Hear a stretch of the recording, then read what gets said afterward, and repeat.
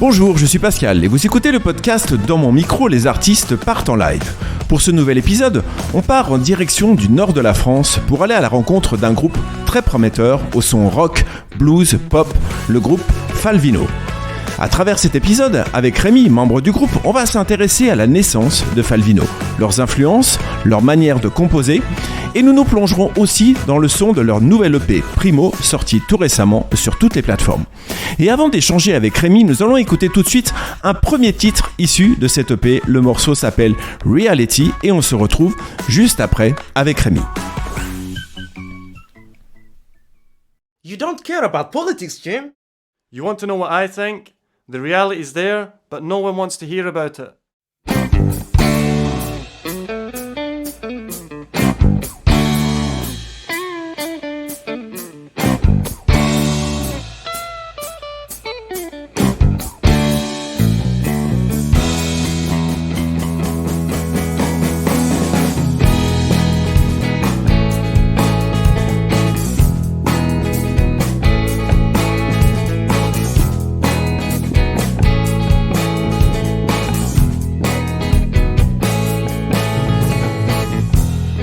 Streetlights are lining in these nights so cold.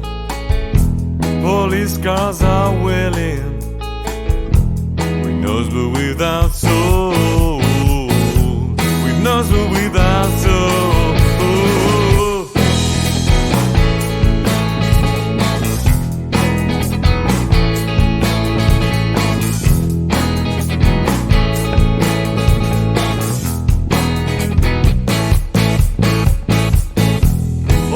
One is singing, you are in another place. All I want is smiling, cause outside is a mess. Cause outside is a mess, yeah.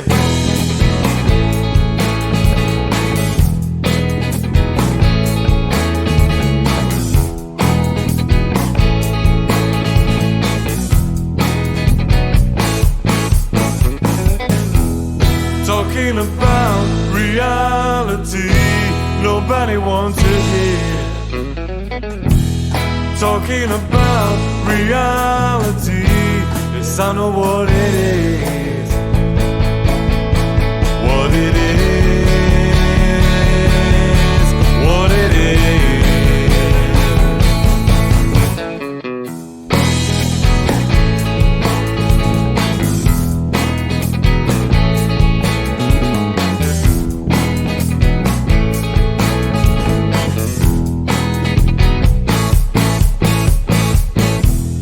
Walking silently, alone in the night. I think I did my duty. Tomorrow another fight. Tomorrow another fight. Yeah.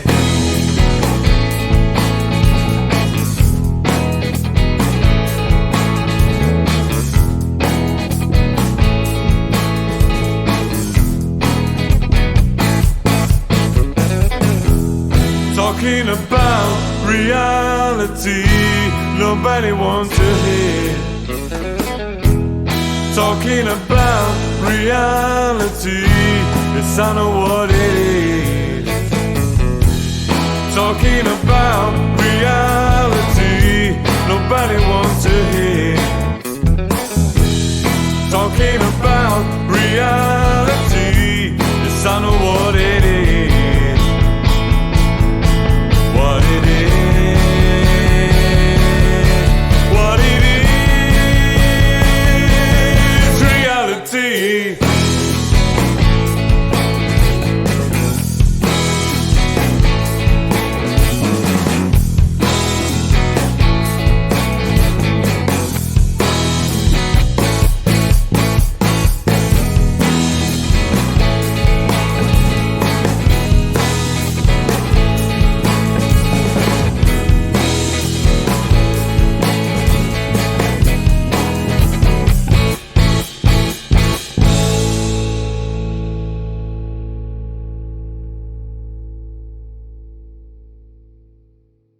Hey Jim, there's a letter for you. Ah yeah? What for? I don't know. Here. Ah, damn it. Please take me back to the Lanka bar. Voilà, on vient d'écouter le morceau Reality extrait de l'EP Primo du groupe Falvino et je suis avec Rémi qui est en direct de Radio Boomerang à Roubaix, donc on les salue et merci pour l'accueil à distance, en tout cas dans les studios. Rémi, bonjour et bienvenue dans ce podcast. Salut Pascal, avec plaisir, je suis super content de faire cette interview avec toi. Et pour commencer, on va parler tout simplement de l'histoire de ce groupe Falvino. Alors, est-ce que tu peux me présenter brièvement les membres du groupe et leur rôle au sein de celui-ci ? Ouais, bah écoute, brièvement, à la basse, on a Tyler. C'est un guitariste de formation qui joue de la basse 5 cordes, d'origine écossaise. Voilà, ça c'est Tyler. Et puis à la batterie, on a Léo Regem, qui est plus jeune, qui a 21 ans. Et lui, il est de formation, il est au conservatoire de jazz de Lille. Et voilà, il est aussi batteur des Monkey Donkey, groupe régional de funk. Et voilà, on s'est rencontrés avec Tyler dans une jam dans un bar qui s'appelle le Lanka Bar. Si t'as le EP, ça doit te dire quelque chose. Et ouais, on s'est rencontrés là, on faisait des jams. Et Léo, pareil, c'est ensuite dans une autre jam qu'on s'est rencontrés. Et du coup, on a d'abord sympathisé, on va dire, musicalement avant de sympathiser humainement. Mais c'est venu par la suite, je te rassure. Et toi, t'es guitariste aussi, c'est ça ? Ouais, moi je suis guitariste et chanteur. Et comment vous avez choisi votre style musical ? Bah ça s'est imposé un peu naturellement. C'est le style que j'aimais, c'est le style que je faisais naturellement. J'ai toujours voulu faire ce style, ce rock le plus mélodique possible. C'est vraiment vers ça que je me suis dirigé depuis le début, depuis que je compose. Et Tyler et Léo, ils étaient sur la même longueur d'onde, donc ça a carrément matché. Et ça fait combien de temps qu'il existe ce groupe ? Alors, si tu veux, moi j'ai commencé tout seul en guitare-voix. J'ai sorti même un EP qui s'appelle Grinta. Et j'ai commencé ça fin 2021. Et on a commencé à répéter en groupe fin 2022, ça fait à peu près un an qu'on existe. Moi, c'est un projet assez récent alors. Alors, quelles sont les principales influences musicales du groupe ? Alors, je disais en introduction, vous avez un son assez rock, assez blues, mais est-ce que tout le monde a les mêmes influences ou c'est un peu un mélange des influences de chacun ? Moi, je dirais que globalement, on a les mêmes influences. Tu sais, on est tous influencés par une veine très rock. Néanmoins, tu vois Léo qui est très influencé par les Red Hot Chili Peppers, par exemple. Tyler, c'est plus les Queens of the Stone Age, un truc un peu plus gras, tu vois, ou les White Stripes, peut-être les Black Keys. Et moi, ça sera plus du Jimi Hendrix ou du Stevie Ray Vaughan. Un peu. D'accord. Et on retrouve ces différentes influences dans vos morceaux alors ? Bon, je pense que oui, carrément. On peut les retrouver, on peut les identifier. On peut identifier un riff de guitare, un moment la batterie et tout qui est similaire un peu à celle des Red Hot. Ouais, ça transparaît. Franchement, c'est sûr. Et toi, t'as baigné dans la musique depuis longtemps ? Ouais, j'ai écouté de la musique depuis que je suis né, en fait. Et après, mes parents n'étaient pas musiciens, mais mélomanes, ça oui.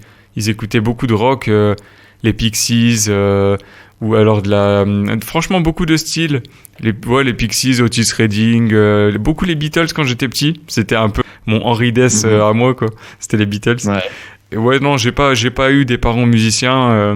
Par contre, ils m'ont mis la guitare dans les mains quand j'avais 6 ans, quoi. Et ça, c'est comme ça a été mon éducation musicale. Et t'as appris tout seul ou t'as pris des cours ? J'ai pris un an de cours particulier à cet âge-là, et puis après, mon prof m'a dit qu'il m'avait donné les bases et que je pouvais me débrouiller par moi-même. Et je lui ai fait confiance, et du coup, j'ai continué tout seul. Parle-moi un petit peu des expériences de scène. Alors votre groupe, il est assez jeune, mais vous avez déjà, je présume, fait quelques concerts. Quelles ont été vos premières expériences sur scène et comment est-ce que vous les avez vécues ?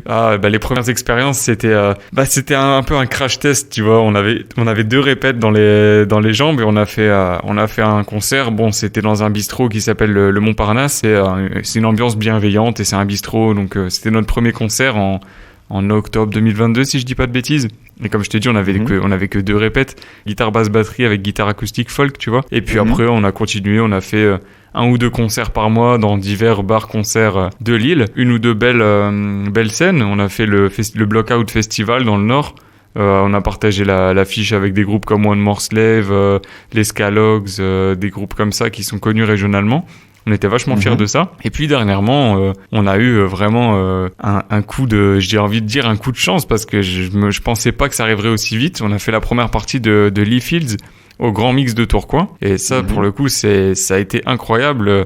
Une claque de voir autant de gens qui étaient là qui étaient là pour Lee Fields, mais ils se retrouvaient devant nous et c'était, on s'y attendait pas, on n'était pas préparé à ça. Mais c'était incroyable, on a vraiment kiffé, quoi. Ouais, j'imagine, ouais. On va parler maintenant, si tu veux bien, de la création, de la composition. Ouais. Quel était le premier morceau que vous avez composé tous ensemble ? Alors, on n'en a pas composé tous ensemble, c'est ça aussi. C'est que c'est moi qui compose les morceaux en amont et après je les soumets au groupe et puis ils mettent des arrangements dessus. En fait, il y a un vrai travail de réarrangement des morceaux. Parce que moi, quand j'arrive, c'est une maquette guitare-voix, tu vois. Et puis en fait, Léo, il va penser à moi, j'ai déjà une batterie, tu vois. Mais lui, il pense complètement autre chose. Et en fait, il apporte quelque chose auquel je m'attendais pas. Et je trouve ça beau. En fait, je lui fais vachement confiance. Tyler, c'est pareil. Et lui, il a des idées toujours innombrables. Il est très créatif. Et du coup, la composition des morceaux, c'est ça. Moi, j'ai la base. Et puis eux, ils viennent vraiment nourrir le morceau, quoi. Et donc l'EP Primo, donc c'est toi qui l'as composé. Qu'est-ce qu'il nous raconte cet album ? L'EP Primo, t'as des thèmes qui sont récurrents. C'est la mise à nu des injustices. T'as un peu le fait de toujours vouloir se surpasser. Un peu ceux qui donnent des leçons et tout ça, on n'aime pas trop. On dénonce un petit peu ça. Et puis aussi des choses un peu plus joyeuses, des moments où on se rappelle des moments de l'enfance, un peu naïfs, sur Who Saw the Child notamment. Donc ouais, c'est très riche. Il y a pas un fil conducteur, une thématique récurrente, mais ça traite un peu tout ça, des thématiques de la vie qu'on peut rencontrer assez régulièrement. Et qu'est-ce qui différencie cette EP du premier que tu avais sorti en fait ? Le premier était très folk. Et c'était vraiment l'EP que je voulais en mode roots. Je savais très bien que ça allait être roots et c'était un peu, je vais pas dire bâclé, tu vois, mais j'avais envie d'un truc rapide et de sortir quelque chose en mode, regardez, je suis là, je commence. Et là, l'EP Primo, on a pris beaucoup plus de temps pour le faire et on a essayé de vraiment apporter le plus de choses possibles. On a doublé les guitares, de faire appel à d'autres musiciens sur l'album, toujours réarranger les morceaux. On a vraiment essayé de faire et puis d'amener une pièce, que ce soit une pièce, en faire un peu en mode comme par exemple Dark Side of the Moon de Pink Floyd. C'est un album qui s'écoute d'une traite. Tu parlais de Pink Floyd. Quels sont vraiment toi tes groupes phares? Donc tu disais Pink Floyd, mais est-ce que tu as d'autres groupes qui t'influencent beaucoup dans ta manière de composer? Ouais, le Jimi Hendrix Experience notamment. Après t'as les Doors, beaucoup que j'adore. Mais tout ça, c'est des groupes de cette époque-là. Je peux en citer une vingtaine. Après, plus récemment, Lee Fields, notamment, c'est un mec que j'ai écouté vraiment depuis que je suis petit et j'adore. Et Charles Bradley. J'adore Charles Bradley, un peu plus soul dans le registre. Et puis d'autres groupes un peu plus post-punk, genre Shame, Egyptian Blue qu'on a vu il y a pas longtemps en concert aussi. J'aime beaucoup leur façon de composer les morceaux. Alors tu vas pas forcément avoir de similitude parce que là je te parle de groupes qui font des morceaux qui durent 3-4 minutes et que nous il y a jamais un morceau qui fait moins de 4 minutes 30 mais dans l'idée et ça me parle beaucoup. Je pense que ça se transparaît quand même un petit peu. Est-ce que t'es exigeant dans ta manière de composer? Sur quoi tu aimes bien mettre l'accent? Est-ce que ça va être plus sur une mélodie, sur un jeu de guitare, sur un texte? Qu'est-ce qui a de l'importance finalement pour toi quand tu composes un morceau? Ouais, c'est la globalité, c'est le groove que le morceau va dégager. Je mets pas un truc en priorité. Il faut que tout soit au max, tout soit carré, qu'il y ait rien où je me dise c'est moyen, mais bon, dans l'ensemble ça va. Je veux vraiment que tout soit cohérent, sinon j'abandonne le morceau. En fait, j'ai la chance d'avoir souvent des nouvelles idées de composition, et en fait le morceau, quand j'ai l'idée, entre le moment où j'ai l'idée et le moment où je le soumets au groupe, il se passe jamais moins de 4-5 mois, quoi. Il y a entre ce moment-là et le moment où je le soumets au groupe, je le joue, je le rejoue, je le rejoue chez moi. Je chante, je tente des arrangements, j'imagine des trucs, je le retravaille, j'apporte des variations et puis Le moment où je me dis, bon là, il est accompli, maintenant on va voir ce qu'ils vont m'apporter en plus, et ben là, je le soumets au groupe. Et le retour, il est toujours positif des membres du groupe ou parfois ça matche pas? Ça arrive? Pour l'instant, c'est pas encore arrivé. Et t'as un moment propice pour composer aussi? Ou ça vient comme ça en fait? Il n'y a pas de règle. Bah franchement non, il y en a pas spécialement, non, ça peut arriver à n'importe quel moment de la journée, même la nuit ça peut arriver.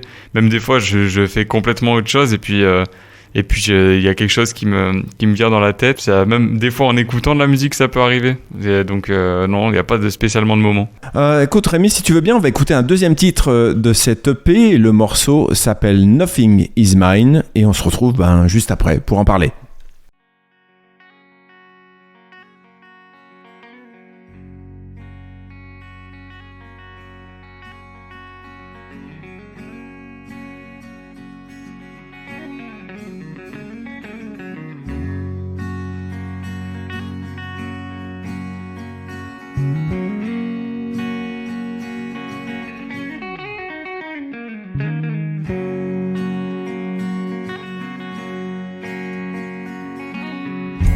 I could see the light in the sand. I could hear that sweet voice around. Nothing certain, nothing is right. If I think about it, nothing is mine.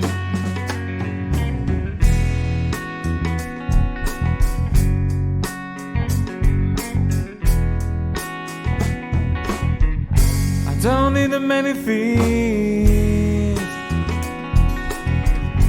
no fun but no pity. How do you care and feel? Do you care about me? There is no difference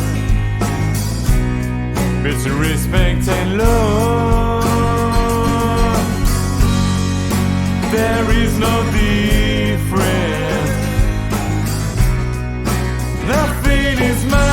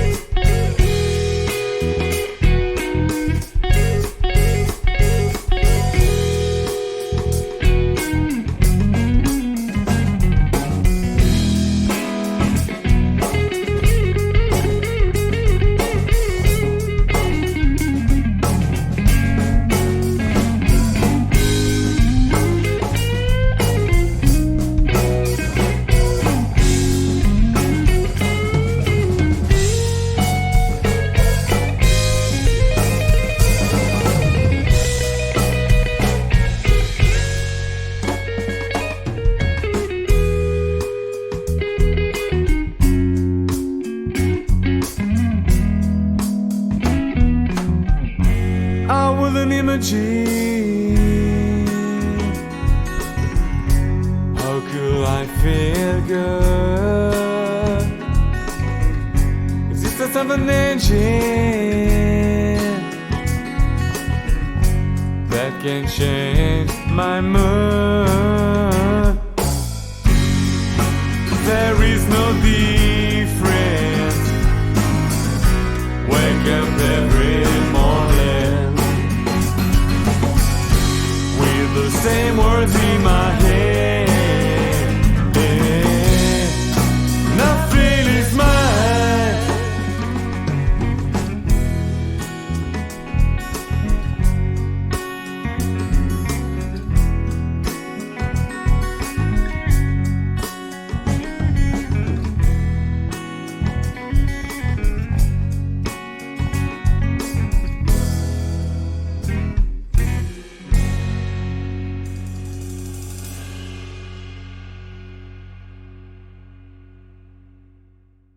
Voilà, c'était le titre Nothing Is Mine, extrait de l'EP Primo de Falvino. Et je suis toujours avec Rémi. Alors, Rémi, parle-moi de ce morceau Nothing Is Mine. Qu'est-ce qu'il nous raconte ? Bah écoute, contrairement à la mélodie qui semble assez enjouée, etc., c'est un morceau assez triste en vérité. Hein.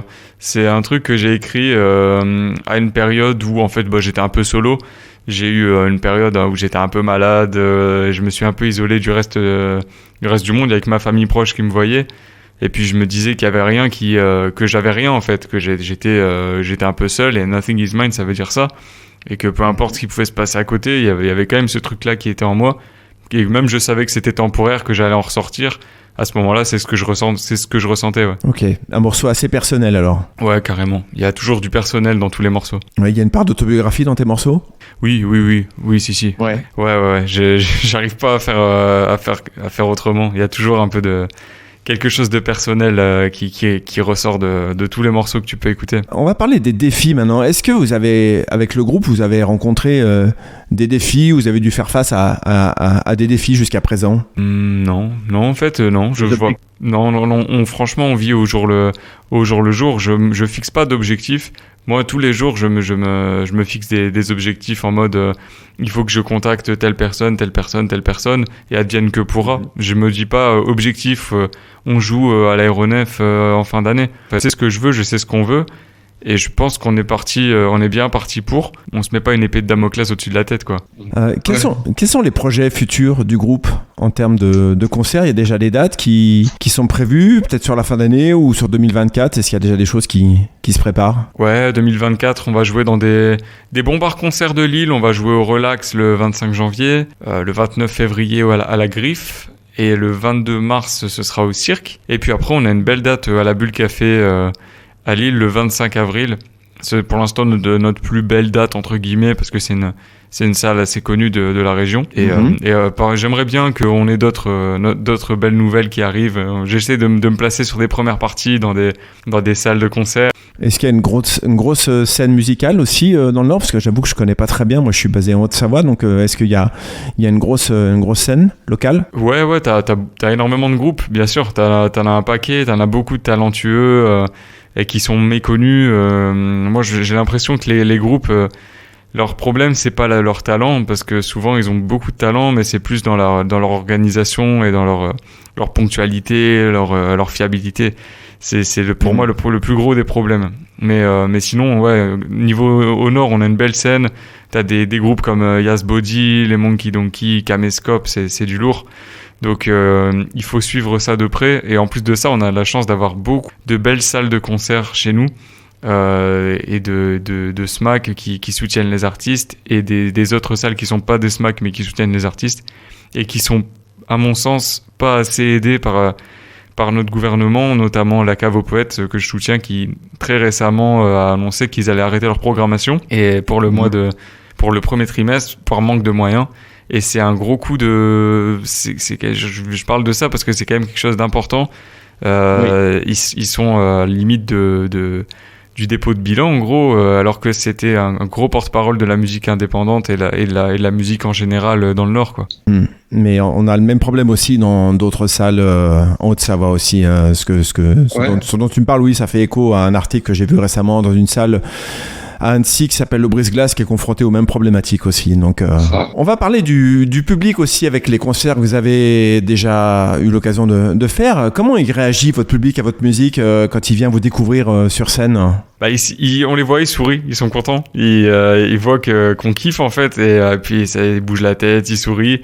Et de temps en temps, ils captent les refrains. Ça, c'est incroyable quand t'as des nouvelles personnes qui captent les refrains, qui chantent avec toi. Et on a un très bon contact avec le public. Généralement, ça se passe bien. Puis ils voient qu'on est accessible, on est tranquille. Après, on parle avec eux. Et c'est super. Il y a toujours des bonnes ambiances. Est-ce que vous arrivez déjà à avoir des retours sur l'EP ou c'est peut-être un peu trop tôt Non, on a eu quelques retours sur l'EP. Ce qui ressort, c'est que vraiment, on a fait un grand pas en avant par rapport à notre premier EP et que les morceaux sont catchy, ils restent dans la tête Et c'est ça qui en ressort, que c'est des mélodies sympas qui donnent le smile, quoi, c'est des bonnes ondes.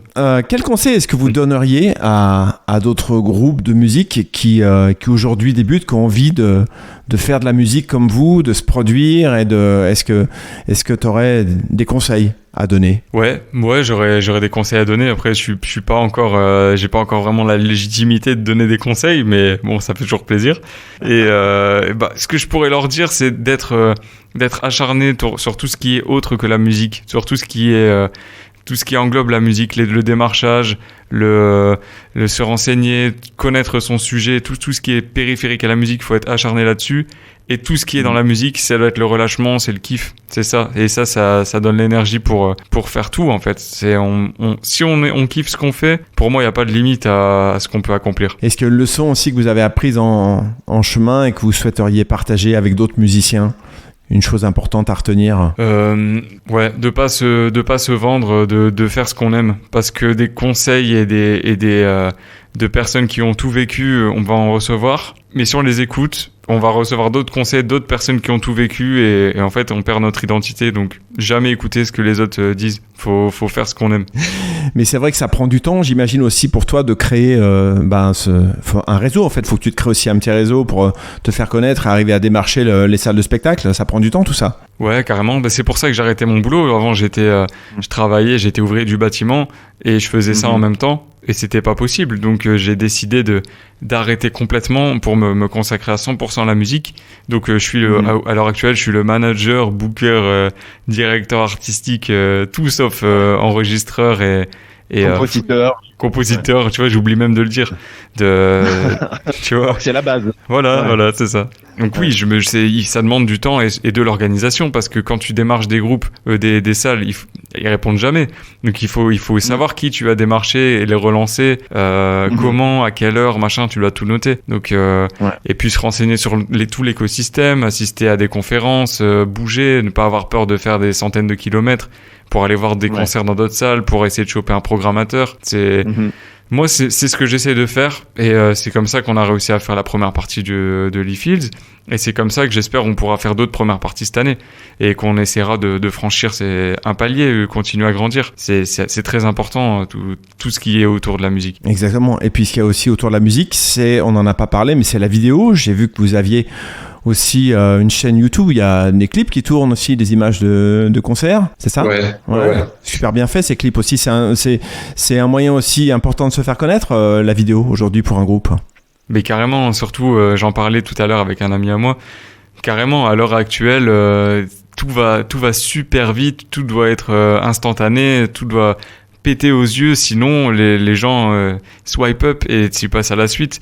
Donc en gros là le clip c'est la meilleure vitrine qu'on pouvait avoir, même si des fois j'insiste à des conférences de programmateurs qui disent le clip c'est pas le plus important, l'important c'est les vidéos live et compagnie, mais le public, pour le public, le clip c'est primordial. Et on a réussi à avoir de très bons retours sur ce clip, qui a été fait par mon ami que je considère comme un frère, qui s'appelle Lucas, et son nom c'est Jockey, son nom de clipmaker, et il a fait un super taf, et ouais, le clip nous a vachement aidé. Je pense que ça nous a donné une crédibilité aussi pour choper des belles dates. Et avant de conclure, est-ce que y a un morceau auquel tu serais particulièrement attaché, de ceux que tu as composés? L'Ankabar, je dirais. L'Ankabar, c'est mon préféré. C'est celui que je préfère. C'est dans le musicalement, c'est celui que je préfère. Après, il y a Who Saw the Child que j'avais composé il y a peut-être 10 ans, que j'avais jamais ressorti, et que j'ai ressorti parce que j'en ai discuté avec ma copine et elle m'a dit non, mais celui-là il est beau et il faut que tu le gardes. Sinon moi de moi-même je l'aurais jamais ressorti en fait. C'était un truc que je trouvais très chargé en émotions, mais qui s'éloignait un peu plus du rock, et du coup j'étais un peu timide par rapport à ça. Je sais pas pourquoi, c'est un peu con de ma part, mais le fait est qu'il est ressorti. Merci en tout cas, merci pour ce partage. Rémi, cet entretien touche à sa fin. C'est un plaisir pour moi de te recevoir au micro de ce podcast. Plaisir partagé, merci beaucoup Pascal, merci les auditeurs dans ton micro, c'est vraiment un honneur pour moi. Merci à toi. Cet échange avec Rémi du groupe Falvino nous a offert Un aperçu très intéressant, en tout cas de leur univers musical, leur passion pour la musique a donné naissance à ce très bel EP Primo dont nous avons découvert les coulisses dans cet épisode. Merci Rémi de nous avoir accordé cette entrevue et longue et belle route à toi et au groupe Falvino. Merci beaucoup Pascal et belle route à toi aussi avec ton podcast. Continue, c'est top ce que tu fais, merci. Merci beaucoup. Chers auditrices et auditeurs, allez soutenir ce groupe en allant plonger vos oreilles musicales et curieuses dans l'univers de Falvino. Leur EP Primo est disponible sur toutes les plateformes. Si vous avez aimé cet épisode, n'hésitez pas à le partager, à en parler autour de vous. Vous pouvez retrouver aussi toute l'actualité de ce podcast sur le compte Instagram Dans mon micro, le podcast. Je vous remercie pour votre écoute et on se retrouve très prochainement. En attendant, n'oubliez pas, Dans mon micro, les artistes partent en live. À bientôt Rémi. À bientôt, salut.